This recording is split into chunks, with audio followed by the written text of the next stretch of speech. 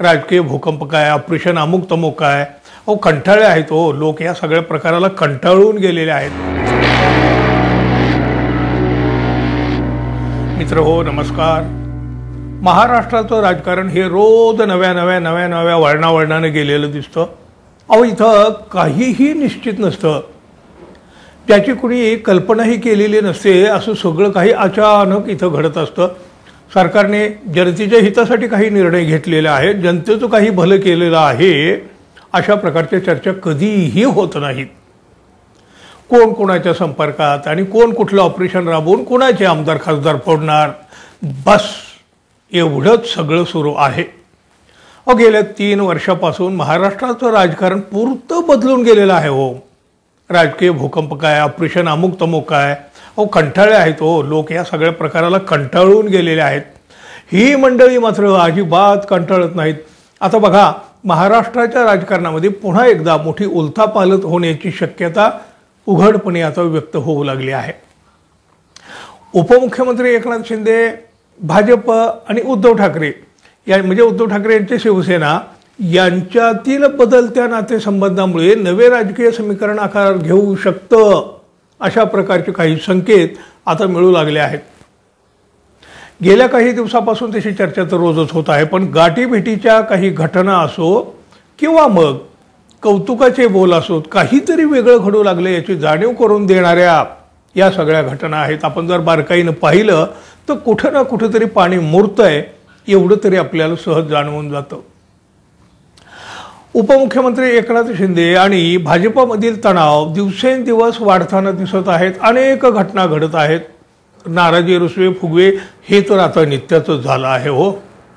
पालकमंत्री नियुक्तीच्या वेळी एकनाथ शिंदे यांनी भाजपच्या भूमिकेवर तीव्र नाराजी व्यक्त केली होती. त्याचबरोबर शिंदे गटाकडून भाजपवर अधिक दबाव टाकण्याचं राजकारण सुरू असल्यामुळं भाजपाचे काही वरिष्ठ नेते नाराज आहेत असं देखील बोललं जात आहे.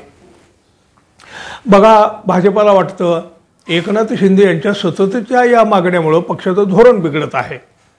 त्यामुळं भाजपने आता एकनाथ शिंदे यांच्या प्रभावाला कमी करण्यासाठी एक नवा डाव देखील आखलेला आहे. तसं पाहिलं तर निवडणूक झाल्यापासूनच एकनाथ शिंदे एकदा नव्हे पुन्हा रोज नाराज झाल्याच्या बातम्या तर असतात. भाजपकडून त्यांना आता दुय्यम प्रतीची वागणूक मिळत आहे. त्यातच ठाण्याची कुरघोडी खूप काही सांगून जाते.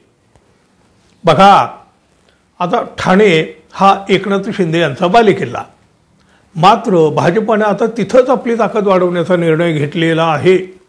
ठाण्याचे पालकमंत्री असलेल्या एकनाथ शिंदे यांच्या मतदारसंघामध्ये भाजपचे मंत्री गणेश नाईक आता जनता दरबार घेणार आहेत. यामुळं एकनाथ शिंदे यांच्या प्रभावाला मोठं आव्हान उभं राहिलेलं आहे. भाजपच्या या खेळीवर शिंदे गट आता काय प्रतिक्रिया देतो आहे किंवा कशा प्रकारे व्यक्त होतं हे पाहणं अधिक महत्त्वाचं ठरणार आहे आणि ते पाहावंही लागेल.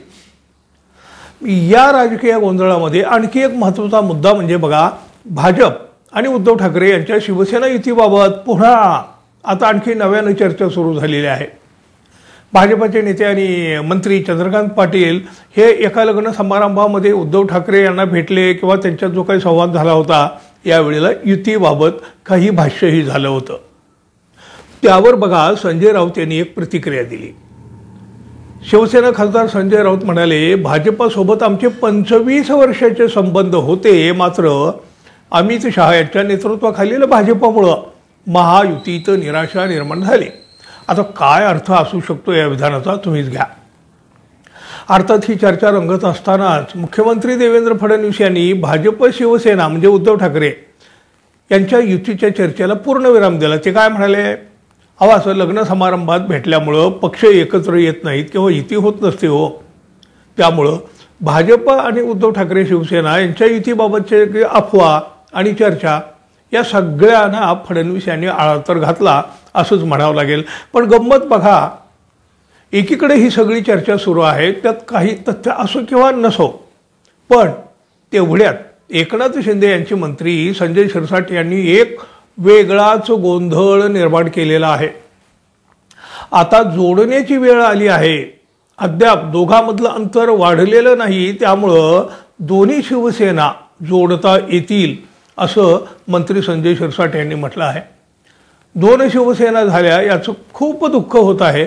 संधी मिळाली तर उद्धव ठाकरे आणि एकनाथ शिंदे यांना एकत्र आणण्याचा प्रयत्न देखील करणार असल्याचं मोठं वक्तव्य एकनाथ शिंदे यांच्याच नेत्यांनी केलेलं आहे या संजय शिरसाट यांनी। आता काय अर्थ घ्यायचा हो या आणि एवढ्या मोठ्या विधानाचा? उद्धव ठाकरे आणि एकनाथ शिंदे पुन्हा एकत्र येणार? मग शिंदे हे उद्धव ठाकरे यांच्याकडे जाणार की ठाकरे हे शिंदे यांच्याकडे जाणार? की भाजपला भीती दाखवण्याचा हा सगळा उद्योग आहे? अहो तसं पाहिलं तर आता भाजपला कुठल्याच पक्षाची म्हणजे मित्रपक्षाची वगैरे काही गरज नाही आहे आता।